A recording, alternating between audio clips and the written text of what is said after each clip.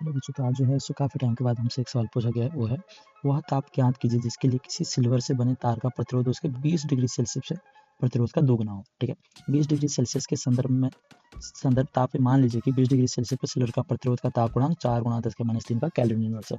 मतलब क्या है, ध्यान सुनो कि एक सिल्वर का तार है, ठीक है, और सिल्वर के तार में क्या हो रहा है कि जो उसका प्रारंभिक प्रतिरोध है वो R मान लेंगे, और जो अंतिम प्रतिरोध है वो क्या हो रहा है, उसका डबल हो जा रहा है, यानी 2R हो जा रहा है। ठीक है, तो हमें प्रारंभिक तापमान कितना 20 डिग्री दिया गया है, 20 डिग्री से हमें अंतिम तापमान यानी T2 निकालना है। ठीक है, तो इसका फॉर्मूला क्या होगा, R2 equal to R1 1 plus alpha T2 minus T1। हाँ, इसे हम क्या बोल सकते हैं, अंतिम प्रतिरोध बराबर प्रारंभिक प्रतिरोध, ब्रैकेट में क्या आएगा 1 प्लस का ताप गुणांक, और ब्रैकेट में आएगा क्या, अंतिम प्रतिरोध माइनस प्रारंभिक प्रतिरोध। ठीक है, तो दिया क्या क्या ये देख लेते हैं।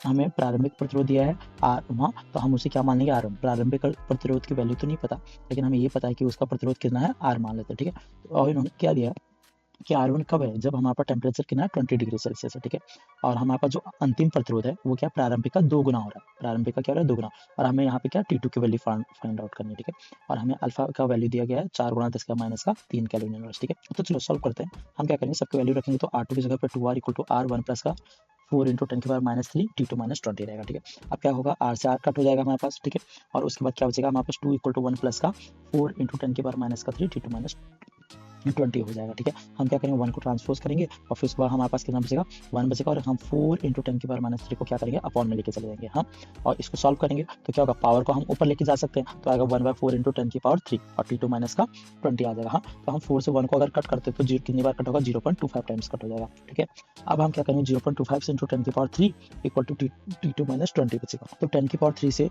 0.25 को मल्टीप्लाई करेंगे तो कितना आएगा, 250 इक्वल टू T2 माइनस 20 को पक्ष अंदर कर देंगे तो कितना आएगा 270 डिग्री सेल्सियस, और ये क्या आ जाएगा हमारे पास T2 की वैल्यू आ जाएगी जो हमें फाइंड आउट करनी थी।